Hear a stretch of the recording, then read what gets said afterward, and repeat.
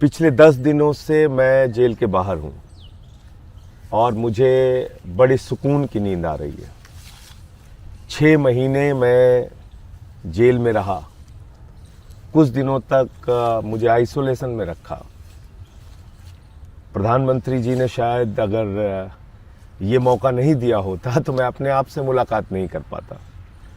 मैं उन तमाम महापुरुषों से मुलाकात नहीं कर पाता। मैं उन तमाम क्रांतिकारियों के साथ बातचीत नहीं कर पाता जिनके बारे में मैं सुनता था, कहानियां पढ़ता था।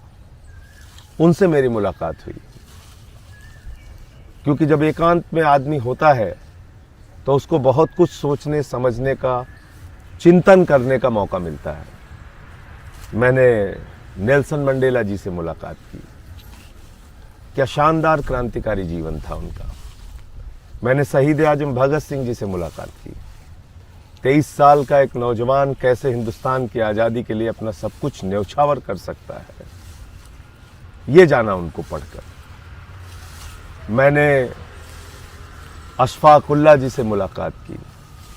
रोशन सिंह, राजेंद्र लहड़ी, राम प्रसाद बिस्मिल, पता नहीं कितने क्रांतिकारी जिनके बारे में पढ़ा, जाना, काला पानी के दस्तावेज पढ़े।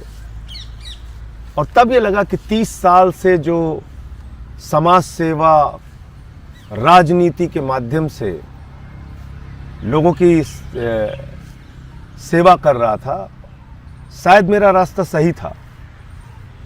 और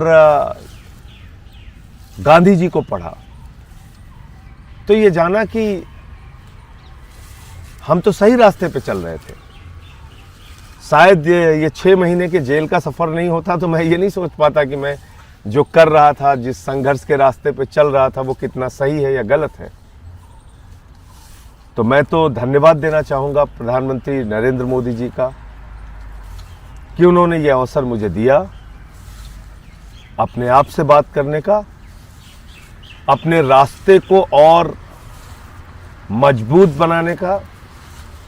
मैं 6 महीने जेल की यात्रा से और तप कर निकला हूं आगे के रास्ते को तैयार करने के लिए, आगे के रास्ते को और मजबूत करने के लिए। और एक बात मैं और कहना चाहता हूं कि हो सकता है कि आज बहुत सारे माध्यम बिक गए हों, लेकिन इतिहास कभी नहीं बिकता। इतिहास में वही दर्ज होता है जो आप करते हैं। क्या सच है, क्या गलत है, ये लोग तय करेंगे। लेकिन किस मंशा से प्रधानमंत्री जी ने मुझे जेल भेजा मैं नहीं जानता, लेकिन उनकी जो भी मंशा रही हो, मैं इतना ही कह सकता हूं कि आपको बहुत बहुत धन्यवाद मोदी जी। आपने 30 साल के मेरे संघर्ष के जीवन को और मजबूत बनाया और ये भरोसा दिलाया कि मैं जो काम कर रहा था वो बिल्कुल सही था और आगे और मजबूती से उसी रास्ते पे बढ़ूंगा।